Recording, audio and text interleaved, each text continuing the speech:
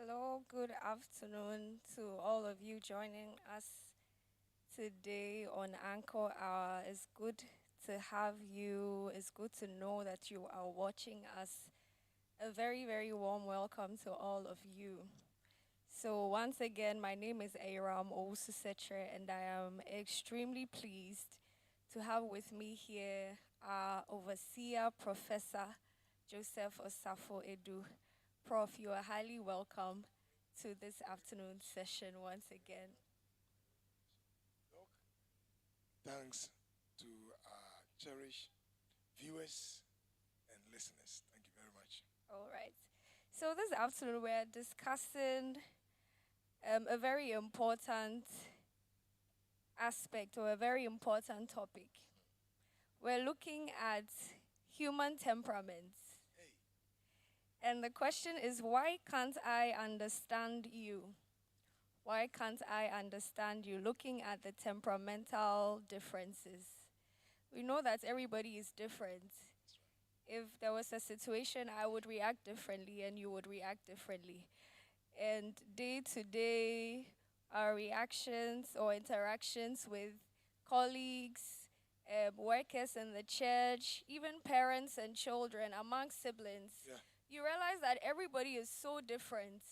So you have to be somewhat cautious about how you approach people in certain situations or instances. So we're looking at that today.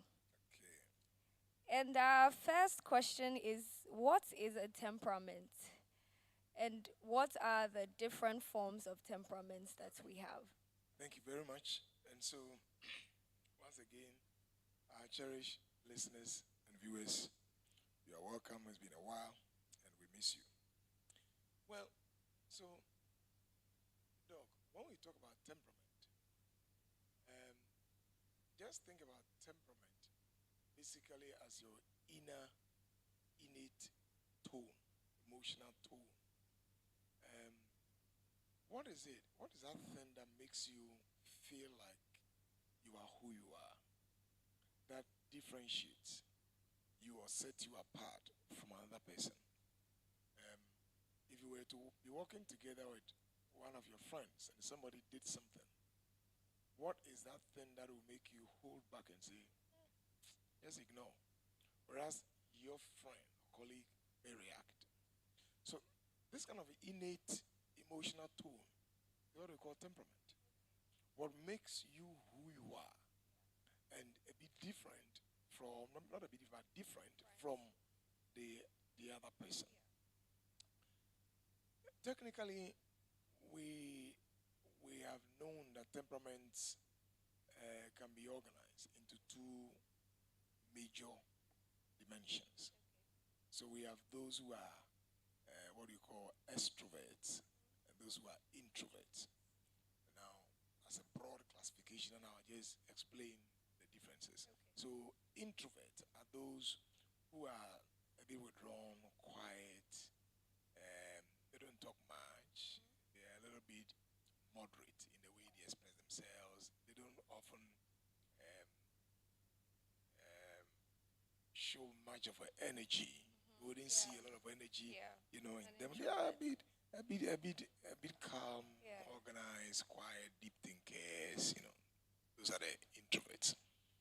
Two temperaments fall under this rubric, Okay. and these um, are melancholics and phlegmatics. Okay. Now, a melancholic person is a person who is a deep thinker, who is quiet. They often get depressed. They pay attention to details. They follow you when they are talking, and they will be asking questions. Why did he say that? After they have left the conversation, they still have their mind Yeah. playing. Replaying it. Yes, right. And why did he say that? Why did she look at me the way she did? That kind of things. And then you have the phlegmatic. These are all under the Introvert. general, yes, introvert. The phlegmatics are those who are a bit, uh, they are they are those who call us unconcerned. They are not bothered so much. They are not moved. They are not moved by issues. Yeah. they are not often excited about it. They are quite flat in their emotions, and sometimes they are very good in managing issues. What will tickle your fancy? They don't care much about that. They are a bit indifferent, quiet. But a woman rushes home to a phlegmatic husband, and this is a woman who is very sanguine, outgoing, and then, oh, Annie, look at this. This is amazing. Oh, I got this. He said, I mean, he just received the news without any excitement. Yeah. It's that indifferent, flat. Oh, that's a phlegma. All right. Now, the other side is the extroverts. Okay. This is also made up of two. Okay. So you have the sanguine. In Akan, we will say the ampemujeni. They are found almost everywhere. To it, you will find them everywhere. Yeah. I mean, you get to a meeting and you see that loud person making everybody laugh. Yeah. Everybody's just amused about who they are. Those are the sanguines. They promise a lot. They easily ask forgiveness. They can make the mistake again, and they will come back again and ask forgiveness.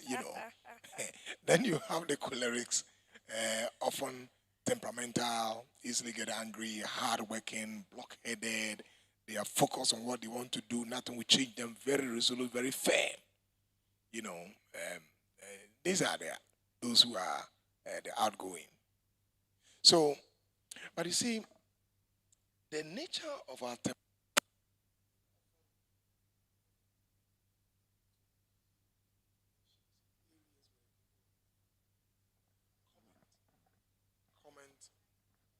they will comment on. It's often when it comes to the area of the intensity of the emotions we show or we express. And then not only that, but also the kind of anxiety and how you will manage this kind of emotions.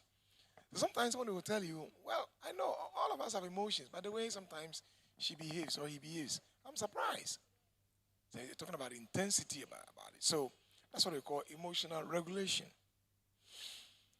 So generally, all of us are born with temperamental specifications. And we make choices. In fact, it influences our choices, our taste, our desires, our preferences. Temperament are powerful. And they are often very closely linked to your biology, your genetics. But as we move on, we'll understand how you still can work, although they are strongly related to your genes and your biology, how you still can work around it.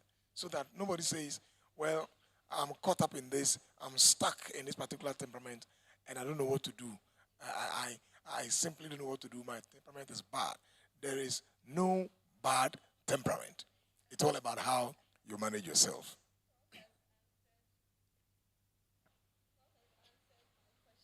Okay? Yes, so you've answered so many of my questions.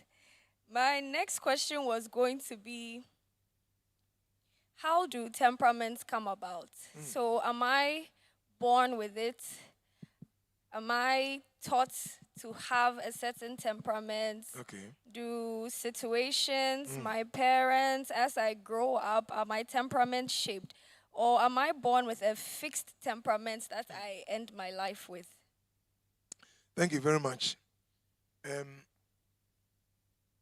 Temperaments, everyone is born with a temperament. In fact, when a baby is born, you can see, you get to a room where there are babies, and it will amaze you that the differences are clear. Some of them, very exciting. You just play with them and they are grimacing, and they're almost smiling. And there are others that will look at you. There are others that are a bit timid. And when they look at your face, they want to cry. They want to just, they'll be screaming. So right from birth, temperament is biology. Okay. So it's biologically determined. But it's not only that. Okay. Temperament can also be influenced by learning. Okay. So, see, if you when you were growing up and you began throwing tantrums, and you began, in quote, misbehaving. Your parent wanted to socialize you to belong to a certain conduct category. You cannot act this way. Now, these training options that your parent took you through shaped your temperament. So, temperament is also influenced by experiences. And here we're talking about, for example, learning. We're talking about socialization. We're talking about even some negative experiences. You grew up at a place where you were exposed to trauma, distress. When you were about 16, 17 years, you began experimenting with love and somebody broke your heart. All of these things will shape the way your temperament, develop. But temperaments are that powerful that they can stay with you almost the rest of life. In fact, when couples marry, your temperament can influence you. You can see the impact of the temperament from about 6-7 months. And if they don't get any help, it can linger on until about 20 years without any help. If you get any therapeutic help, then people are able to work on their temperament, because sometimes couples will come to you and tell you, I'm not enjoying my marriage. And fundamentally, when you look at what is happening, it's an issue of temperamental clash. My partner doesn't understand me. And, when I want to be myself, and he or she wants me to be like him or her, I don't want it. So it is biology. But it is very interesting for us to quickly hasten to add that although it is biology, people can change their personality. In fact, that's one very interesting thing about human personality. Human beings change, but they choose not to change. So it's not like, I've known him 20 years ago and he's been like that. He chose not to change. But human beings do change. Human beings learn. They acquire new ideas. They acquire new ways of thinking, modes of behavior, and they add onto themselves.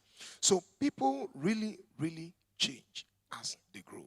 But the question is, why don't they change? Because they choose not to change. And that's a very important point. I mean, somebody was asking me, no, but why do you say people choose not to change? Because you see, human behavior is not cast in brick and stone.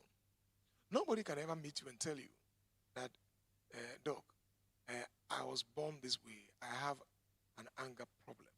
And that's how I am. No. How do you know that if somebody is, for example, very shy, research shows that somebody can be very shy, and yet he will learn to grow and even make a living from a particular, how do you call that? A particular,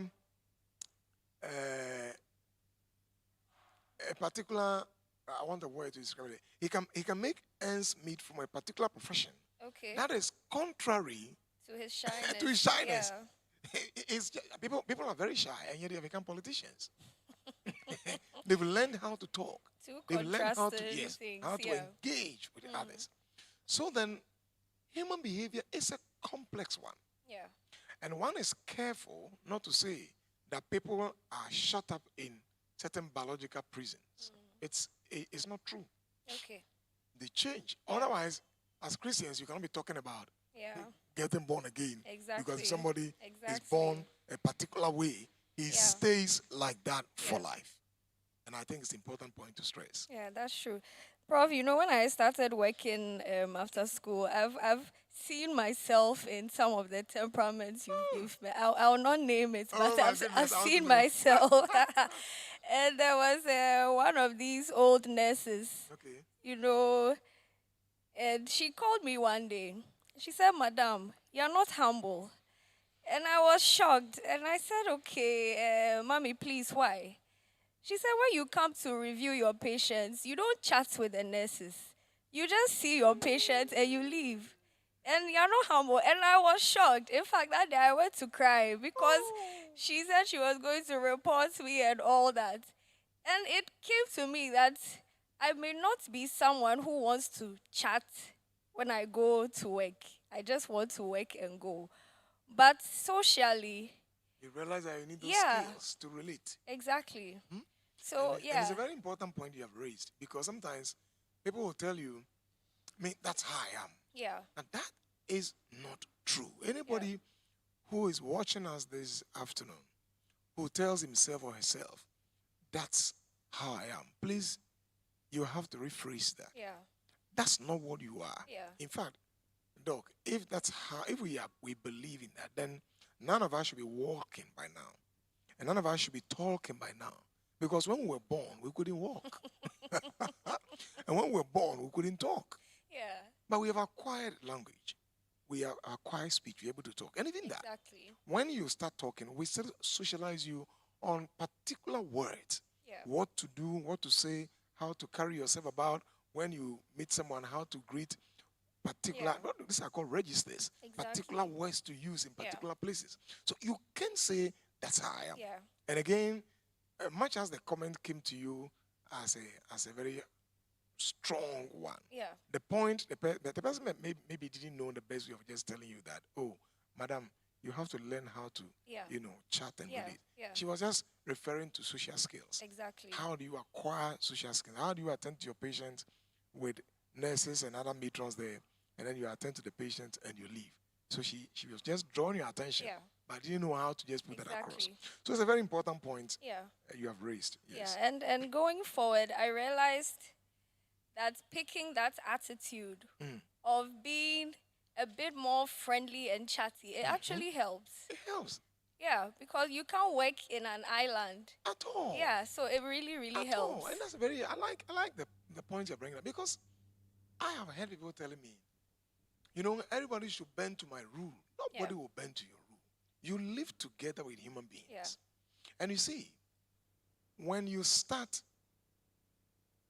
telling people that this is who I am, they also have a right to redefine their relationship with you. with you, exactly. So don't get hurt when Yeah. you find everybody is moving away from your social space, Yeah, because you told them yeah. that this is who you are. Take me or And leave me. yes, and yeah. they don't feel comfortable Yeah. with the way you behave, and so that's fine. If this is Yeah. who you are, let me redefine my relationship with you and move on. Yeah, It's important we acquire social skills and understand that our temperaments are not cast in brick and stone. Our temperaments can change. okay. And in fact, today we know that under guided therapy, human beings can alter their personality. Okay. So there's nothing like I can't change. I can't do this. Even people who are addicted, right? Yeah. And you know that addiction comes with certain particular biological reshapings in your brain. Yeah. And if they can even be helped through therapy, nobody can ever say that I am who I am and I won't change. I won't change. You know. Interesting. I'm sure our listeners and our viewers are learning a lot. Very Please, you can't change. Don't say take me or leave me. This is how I am. This is how God made me. Please, you can't change. So, on the issue of change, Pastor, well, people also tell us that don't try to change somebody. Let's say you marry somebody, or at a young age, you've met somebody, you want to marry the person.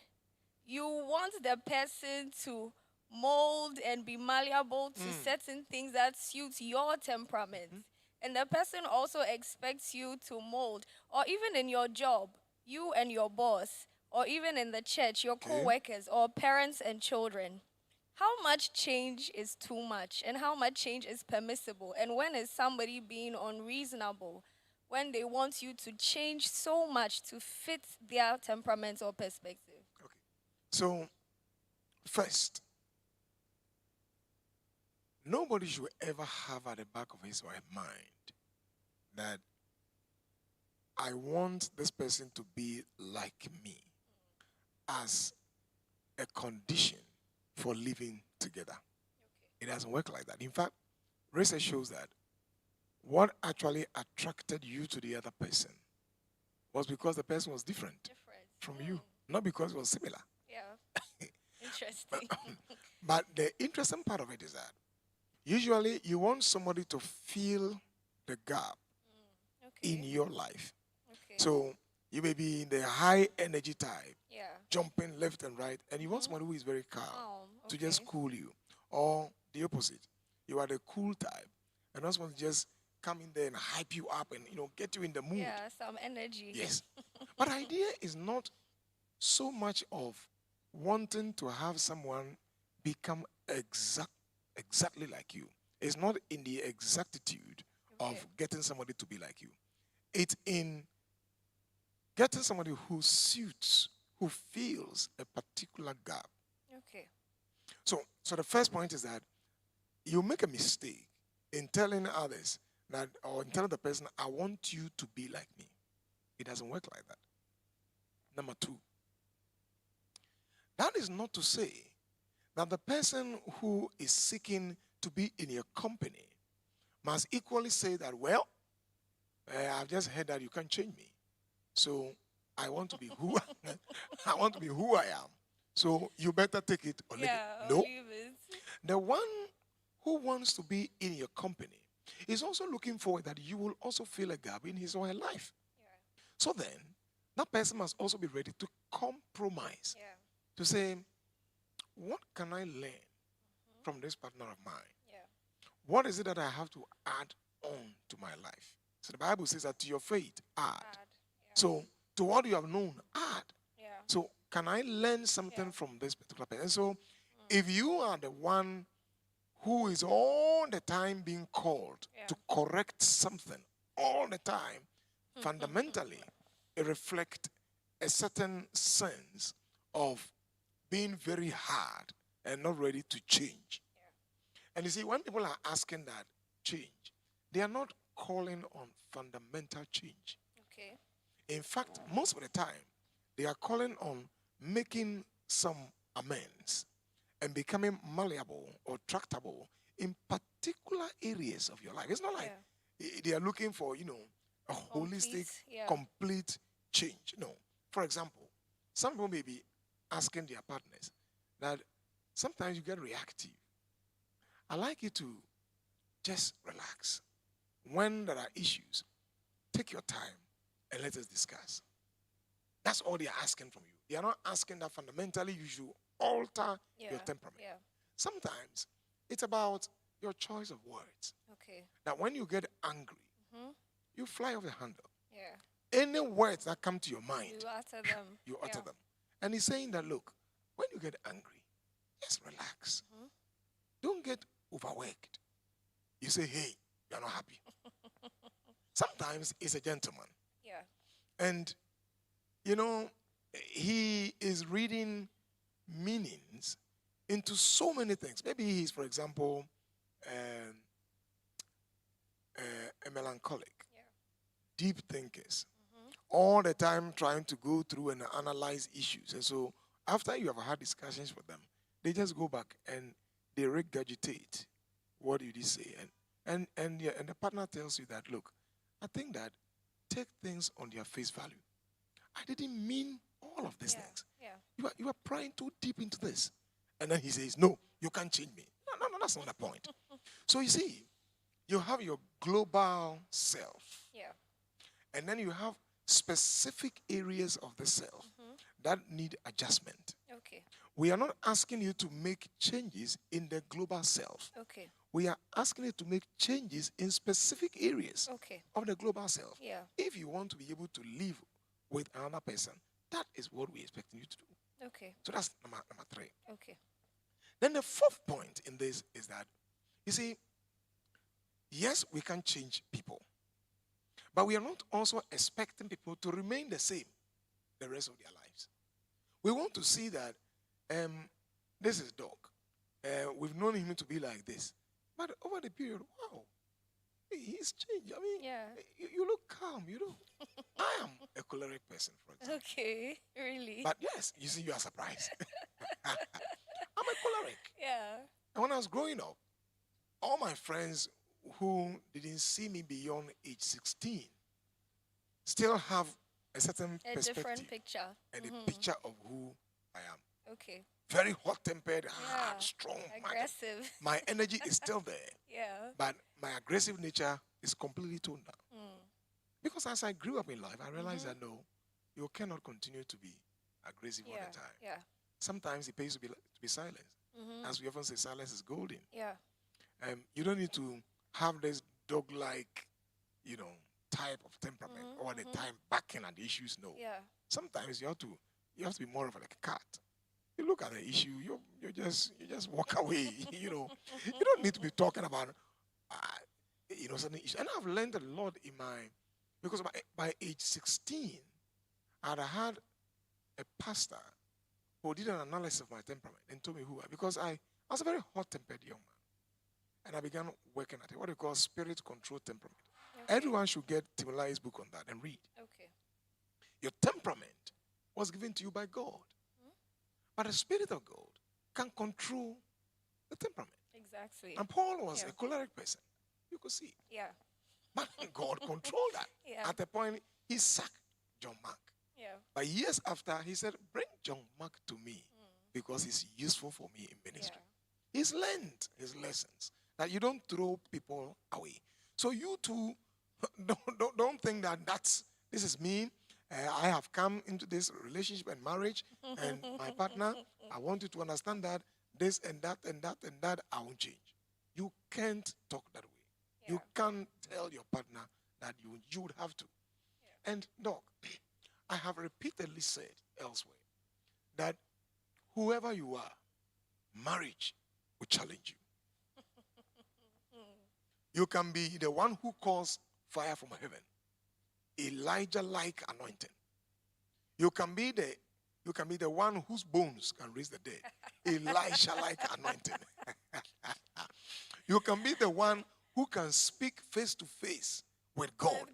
Moses-like anointing. Marriage will challenge you. And we have to just embrace that reality.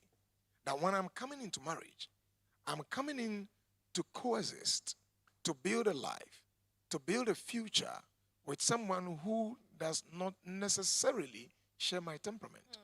And if I really want this marriage to work, I must be ready to have a malleable mind, a mind that is plastic. It's ready to be bent. I'm not talking about bending certain values, but ready to make changes in the way you behave, in the way you act, in the way you talk. And oftentimes, your partners are asking you to improve. I mean, it's about improving your speech, improving your relationship, the way you spend money, the way you dress, the way you relate to your children. Who doesn't want to be improved? You want to improve on your life.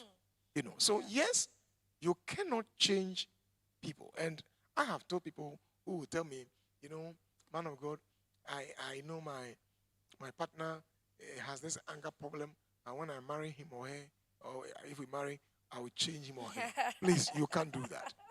You have to tell your partner to work on himself or herself. Yeah. It's not your business to change the person.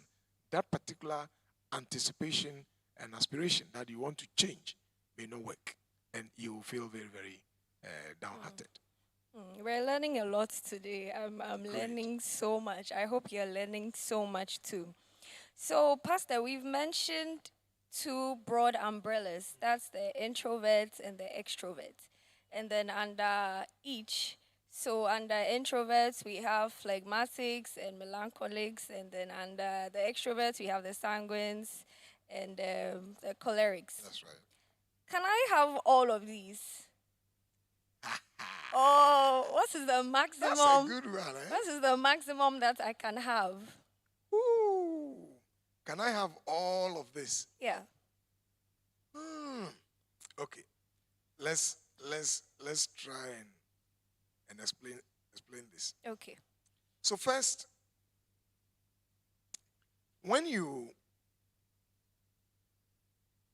the maximum that you can have will be to have dual. Okay. So oftentimes one temperament is dominant than the other. Okay. And the other is like an appendage. Okay. I am melancholic choleric. That's not you melancholic. Yeah. telling somebody recently, he said, really? I said, yes. And you find that part of me. When I go to places, you won't see me. Interesting. I go to a place and I find people. I prefer to be at The corner. yes, the corner. And I enjoy that. That's my melancholic part. I want to be out a little bit. Yeah. I just want to be withdrawn a little bit. Okay. Because when I was growing up, I was very, very shy as well. But I was very aggressive. Wow. And then,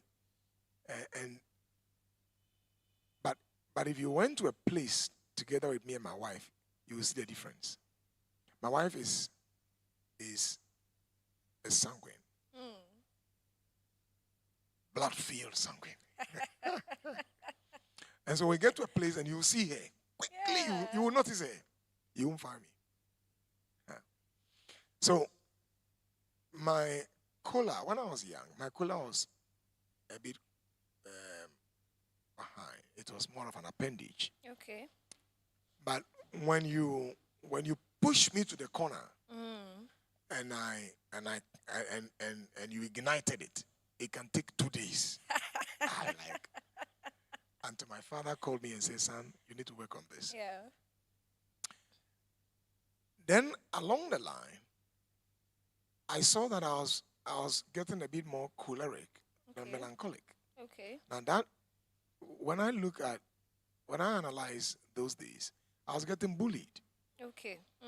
Okay. And so I was looking for adaptive response. Yeah. And I want people to know that I'm not that cheap Timid. Yeah. and timid that you can just override me. And so I remember in secondary school days, when I got to secondary school Form 1, the seniors, as you know, they were just homoing. Yeah. So yeah. kneel down, whatnot. And one day I flared up. And then one of them said, what? I said, you should take me to the head. I will not. Anyway, the guy was coming after me. He picked a cane. I held it and broke it. Whoa. The way I was shaking, then he left. Because he was tiny and I will have broken. He left. He went and told the other guy, the guy is shaking, I don't want any trouble. Because I wanted to pounce on him. Yeah. But that was because I was realigning my temperament for adaptive reasoning, for adaptive purposes. Yeah. Okay. So usually you have 2 of them. Okay. And people can alternate. Okay. You see, sometimes when you hear people say, they are going to reorder something. You are going to see a part of them you haven't seen. Yeah. It's part of their temperament. Okay. Somebody can tell you, he wants to really draw me into this, but I'll let him know that he cannot get me. He feels I'm not loud, but he can't get me. The person wants to realign. Maybe he's phlegmatic, but he has learned over the years to be a little bit more sanguine and extrovert. And so you see him, you find him to be loud, and so you get him. Then quickly he will just activate that mode, and it's quiet. Yeah. And you're surprised. The guy is not talking. Quiet. You are trying to just provoke him. Quiet. He's not talking. Just watching you. So usually, it's one dominant. Okay. And one recessive. But as you go along, you can always, as I said, alter, change here, bring one forward, and all of those.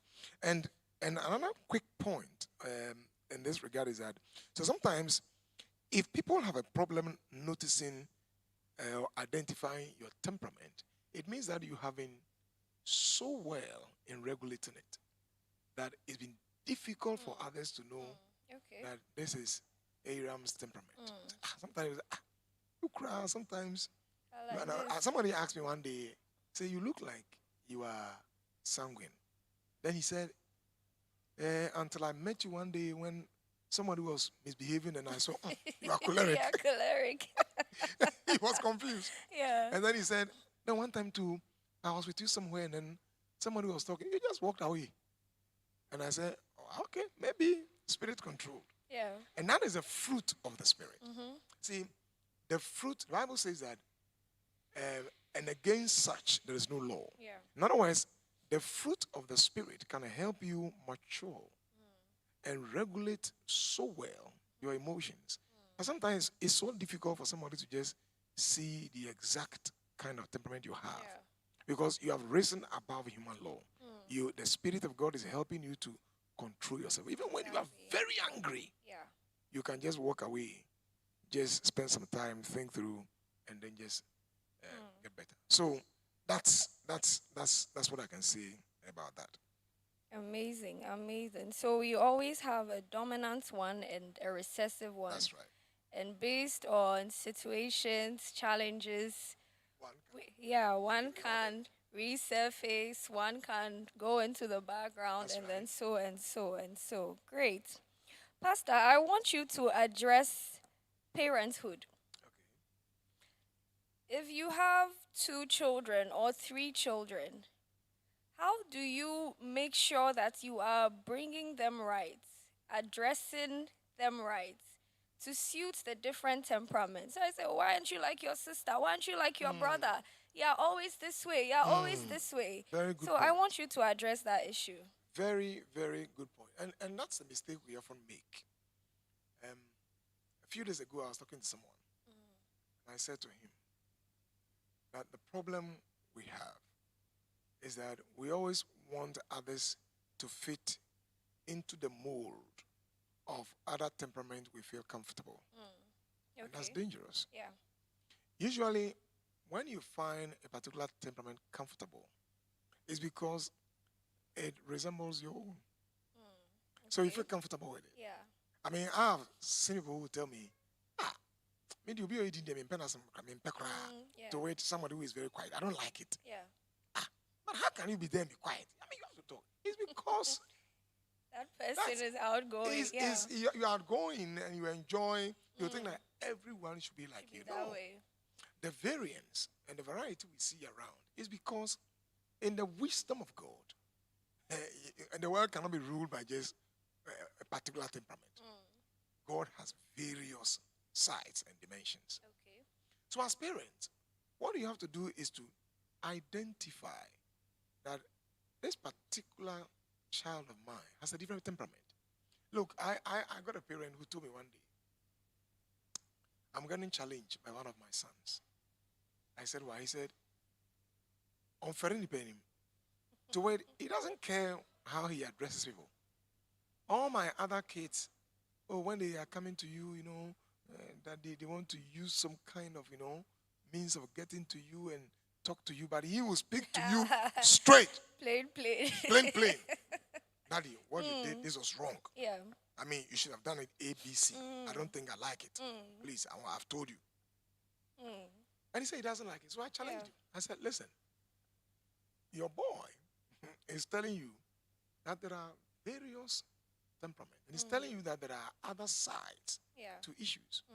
So if you don't like him, and you don't like the way he speaks to you, you can always call his attention. Yeah. And say, son, you have a point. But the way you put across, I don't like it. Yeah. That's all. Yeah. It's about you can't tell me that you want your boy to be like the others. It doesn't work like that.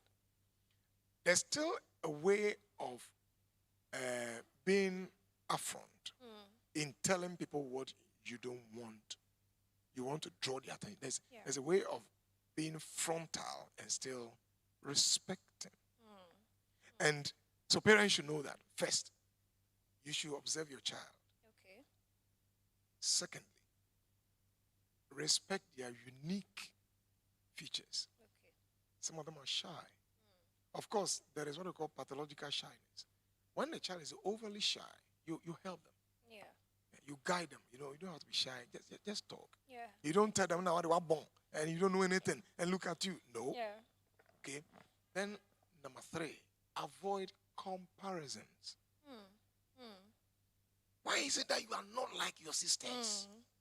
You can only compare when on some positives. For example, when one of your children is working hard to change a particular behavior.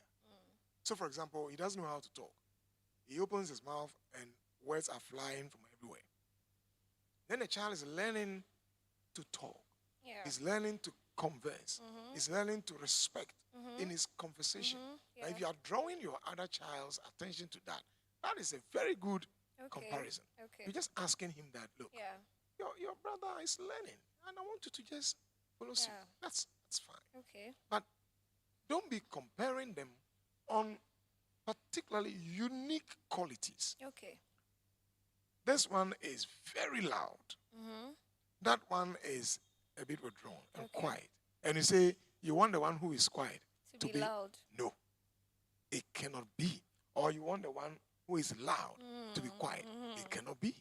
You can teach both of them to acquire some amount of being loud and some amount of being silent.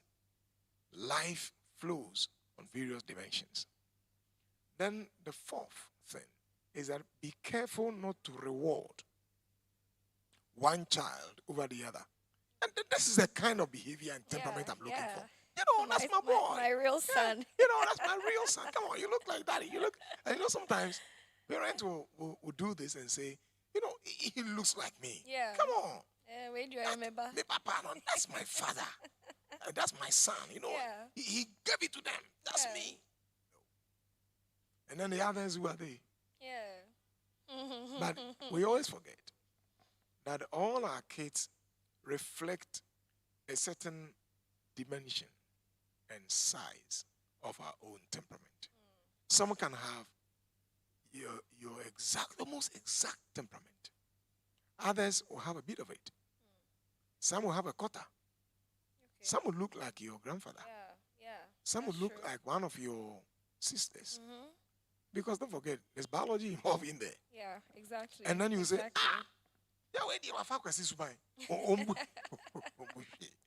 so we need to apply these principles. And sometimes we also need to just call our children and converse, communicate. Son, this temperament of yours is unique. I mean, sometimes the way when you are angry, you can talk, you can articulate your views, you can make people understand what you are saying, and you are loud. It's fine. I mean, that's who you are. But you see, we learn in life. Yeah. And there's a way of saying what you said to me in another way that would have offended me. Yeah. So I want you to just simply, next time, be cautious. Exactly. What you have done to him or her is that you have told him or her that I am affirming fundamentally that I do have a problem with your temperament. But I'm equally challenging you that this temperament and these dimensions of it need censoring. You must censor that, those aspects, so that people will feel comfortable relating with you. So you haven't fundamentally, underrated and, run him down. Yeah. But you have been very fair and firm that I affirm these unique qualities. But I still think that there are aspects you must address. Interesting. I am sure our parents listening are picking one cue on another. And even if you are a child, daughter or son, I hope you're also picking a cue or another. Prof, let me ask. I've heard people say so many times, change your temperament. Is there a temperament that is bad? And is there a temperament that is good? No temperament is evil. Okay. All the temperaments reflect the complex nature of God. Okay. Every temperament is divine. But every temperament has a weakness. Okay. And we must simply address those weaknesses. Okay. And that's where the issue is. Yeah. So people come into the marriage, like I said earlier on, and say, I will not change. God gave me this temperament. I enjoy it. If you're not enjoying it, that's your problem. That's where the issue is. For example, if you look at the sanguine, let's look at a few things about them. If you pick a sanguine for example, a sanguine is they are positives. Let's look at some of them. Okay. So a sanguine is playful. A sanguine is impulsive. A sanguine is constantly active. Okay. Always optimistic. In fact, they can really inspire hope in you. The sanguine is a type who will tell you, you want to die because of what? Yeah. I mean, they really can whip up a hope in you. They have a good sense of humor. You will really enjoy their company. Their company, yeah. They really can make you laugh. And they are very entertaining. You can get very amused. They are very expressive. They are very affectionate. Okay. I mean, they found you very sad, and the way they will hug you. Yeah. Oh, I'm sorry. And you can, I mean, the way they have just arranged their facial contours alone can send you a message that indeed they feel for you. Okay. Okay? They will go every mile for you. They can build relationship easily. Okay, they are very trusting. They can encourage people to work together. They can leave a very good impression on you. I mean, these are the guys they leave you and who was that? I mean, and you guys something. The lady is something, and you want to look back and see what was that? You know, they are comfortable to talk to. They easily can broker a friendship. Okay. They don't struggle at all. Yeah. But if you look at the other side of them, the negatives, the negative side. Let's hear it. they easily can break, for example, promises. They are not very stable. Yeah. They can come to you and give you all kinds of promises. You know, Iram, the way I love you, I don't think there's anybody in the world I love you. And the way they can talk, because they have control over words. Yeah. You can see that they really genuinely mean it. But the next time they come, Iram, I don't know what came over me. I'm wondering, I don't know. They can move from one relationship to the other. To another. One major challenge of them is that they are oftentimes indecisive. Okay. Indecision. Decision is a big issue for them. And they can promise you several times and fail. But if you are looking for people who can really inspire you, they are. It's the sanguine. And if they are leaders, they can really be very inspirational. You may not like what they do, but they can really inspire you. And so people sometimes feel it difficult to move away from them. Yeah. The speeches they will give. Yeah. Sanguines are oftentimes very spontaneous. Okay. So they can surprise you. Yeah. I mean, out of the blue, and he does something. This guy will kill me. And so, okay, let me just forgive and go back. Then you come, oh, no, I don't know. Yeah. You have to pray for me. I don't know. That's their problem. If you look at the phlegma, for example. Okay. The phlegma, their orientation in life is more of, they also have a little bit of, they are opposite the sanguine. They are completely opposite the sanguine. Okay. And they are very much service oriented. Okay. Now, a phlegma is not proud. Okay. They can stoop so low and do anything you ask them to do. Very loyal. You can come out in the marriage and say, hey, me, I don't want a marriage, and they'll be looking at you. When you finish, say, are you done? They say, well, I am not divorcing you. Yeah. So if you want to divorce, go ahead. Go ahead. But I am not divorcing you. And they are easygoing. Phlegmas are easygoing. They are calm. They are unemotional. You will not get a phlegma, through it. No. They are very calm. They are very agreeable. In fact, somebody described them as fiercely loyal. Fiercely loyal. Wow. Fiercely loyal. But you see, they can be very indecisive as well. And usually, they can allow others to influence them. If you have a phlegma husband and you are a choleric, you should keep an eye on them. People can influence them easily. Yeah. Somebody can talk to them, oh, this is nice. Oh, especially when they meet the sanguines. They can influence them very much. Oh, let's try you. I know. Oh, they'll follow them. You're in trouble. They are oftentimes slow to warm up to others. Okay. But once they warm up, the heat is on. Yeah. They stay with you. Yeah. And once a relationship does not break, they are not going anywhere. Yeah. When you look at the melancholic, for example, their orientation is quality and detail. Okay. Very, very detailed. They are obsessed with finding what is right all the time than being right. They want to make sure. So they are oftentimes perfection driven. Okay. And that's why Okay. they get depressed. They just Okay. want easily Yeah. get it. They want everything to be done in a certain way. Yeah. You know. They follow rules.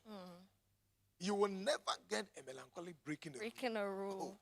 You say you should come at 2 the other. Yeah. Very much. They can be very cautious and tentative, especially when they are in unfamiliar zones. Okay. Then very well organized. You go to their room, everything is well arranged. This is there, that is there, that is there. Go to a place, the room of a sanguine. The shoe is there. The sock is hanging here. Everything scatter. You know, but I mean, some of their problem is that sometimes they are extremely private. Okay. And they can be very anxious. These particular people, they rarely live in the present. Okay. They rarely live in the present. Often very conscientious, they can be very suspicious. All the time thinking about this person. I can't trust him. Trust issues. They are very slow to trust others. Now, if you look at the cholerics, for example, their orientation generally is they are often quite extreme on certain things, and they are resource. Okay. It's about getting things done. Yeah. So if he's a husband at home, he gets up in the morning, off to work, and he wants to make sure the house, there's food, he's paid school fees, he's building. So those are the guys who will tell you, what's the problem? Am I not feeding you? Yeah. My husband, you're feeding me. Am I not buying clothes for you? My husband, you're buying clothes for me. Haven't I bought the car for you? My husband, you bought the car for me. Yeah. Don't you have a place to live? Yeah. I have a place. Money. But I want you. No, but I have to work. Yeah, okay. Right. Okay. And just 2 more things, we're done with them. They are strong-willed. Okay. They are very independent. And once they make up their mind, you can't change them. And that's often the problem for their wives. They will tell you, or their partners will tell you, I can't change my husband. Yeah. It's difficult to let him just pull out from the boss and take things. Change his mind. Yeah. They wouldn't listen. They have a quick mind. They are very direct, frontal. You know, he will tell you, I don't care who you are, boss. I didn't like the way you talk to me. But they're good side. They make good goals and stick to them. Okay. They are driven to succeed. They can face opposition head on. No. Nobody can threaten them. They will come and deal with you. And they will come and say, my God, deal with him. Case closed. But I don't know that the dealing has consequences. Yeah. You know, they are very creative. They are very steadfast in their ideas. And in fact, one thing about them is that they can be compassionate. But sometimes when they want the results, they don't care what happens. Yeah, they can be brutal. Yes, very, very brutal. They can be domineering, very opinionated, and then they can be very domineering, dominant, will never get your way. Now, somebody has asked me this final question. Are there best temperaments for marriage? My answer is yes and no. Okay. No, because people can learn to coexist. Okay. Yes, because sometimes some people's temperament naturally wouldn't create or generate excessive emotion or emotional reactivity. For example, when a melancholic and a phlegma, when they marry, there may not be emotional reactivity. Yeah. They are calm. But when a melancholic and a choleric, they marry. In fact, the choleric can break the melancholicness. They can drag them until they break them. The choleric doesn't care about it. He's moving results. Yeah. And yet this is a person who pays attention to details. Yeah. Every word you say, they will analyze it. And like the choleric doesn't care. So actually, it's not about pairing this can marry that, that can marry that. It's all about readiness to learn and to change what ought to be changed. That was actually my last question. Oh, really? The role of my temperament in choosing a spouse. So, let's say, Aram, where do you naturally lean towards? Are you a bit melancholic, dominant, melancholic? Then, of course, if you want somebody to excite you, you are not going to go for a phlegmatic person. Yeah. You want somebody who can Yeah. make you smile, laugh, get you amused, a little bit happy, because a lot of the time you are in yourself. So you want to break out that shell and come out. Then you need somebody in the extroversion side. Okay. Sanguine or a choleric. But then again, you can get a choleric who is very polished. Okay. He can be very angry, but very much moderate and well managed. And I've met people like that. I remember I did a training somewhere, and when I finished, I saw a couple following me. As soon as I met them, I knew why they were coming to me. The woman is choleric. I mean, it even shows in the way she talks. Yeah. She's a fast talker. Okay. She speaks a lot of action. There's a lot of energy when she's talking. You can see the nerves. I know when the veins. That's right, when the veins showing on the neck when she's talking. And she talks a lot. Oh, boy. And then the man is very quiet. A few words. So when I ask the man, yeah, what's your view? You say, oh, I know, I cannot. I mean, because the man, he had nothing to say again. He said, that's exactly what you have heard. I mean, I don't have anything to say. Then the man told me gently, he said, say, we have been married for 24 years. My only challenge, that's how I speak, my only challenge with my wife is that sometimes she's so overwhelming. And I have told her to calm down. Wow. Then when the man was talking, the way she was looking at the man, when he finished, he said, you know, but the good thing about their relationship is that they have had peace. But they attended this program because the man said he feels that the woman is, how do you call that, medical doctors, she's reaching menopause. Okay. And so he's seeing additional and excess, exaggerated energies and talks, and he's not happy with it. So I had to speak to them. But you see, they are married. 25 years of success. Somebody is a phlegma. Nothing goes. I mean, anything goes, rather. They are not bothered much. But you are a choleric or a sanguine. You want somebody who, you want your man to be very exciting. He should lead you. You know that he's good. And you attend a program and you want your man to be on and dress well. Often the phlegmas don't care much about what they wear. Okay. And they don't care much about colors. They can be very bad in colors. They can dress some way and you feel. they don't care much about those things. Yeah. Of course, when they learn, they are able to. And so you want him to just get them. You want everybody to know that this is my man. And you go there and you are not happy. And you want to talk. You are talking to him about the issue. He doesn't seem to understand. But what is wrong with what I'm wearing? This is green. This is blue. Very nice colors.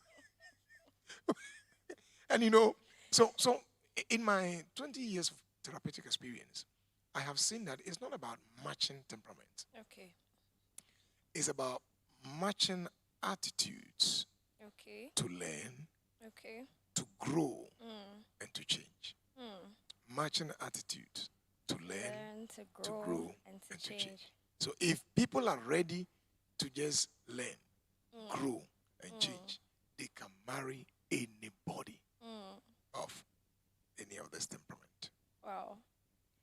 Well, we've had such an insightful session today. Learning to grow, to change. There's one more. Interesting, interesting, interesting. I'm sure you found yourself in one of these temperaments, or maybe two, and you found one domineering and one recessive. We've learned so much, and I hope that we will put into practice all the things that we've learned here so that we can relate with our neighbor, our brother, our children, our spouse, our colleagues at work, so that we can relate well. Prof, thank you so much. Thank you so much. Pleasure. Thank you so much. So I'll leave you any last words that you have for our And so, viewers. for all our cherished viewers and listeners who are watching us, we know that you don't miss Anchor R, and we know that this program is blessing you. Wait, I just want to tell you something. Don't ever tell yourself that that's who I am. Tell yourself that I'm ready to learn, I'm ready to grow, I'm ready to change. These are critical attitudes of self-improvement. And I like to just listen to this message and listen again. And listen the third time. It will become a part of your life. If you are not born again, I just want to invite you to just accept Jesus. Because when he comes into your life and he helps you to bear fruit, that is all it takes to have a fulfilling and a successful life. Say this after me if you want to accept Jesus. Dear Father, I thank you that you gave Jesus to me, that he died for me, that as a sinner, I confess him as my Lord and personal Savior. I will love him. I will live according to his precepts all the days of my life. If you have prayed this prayer, you are born again.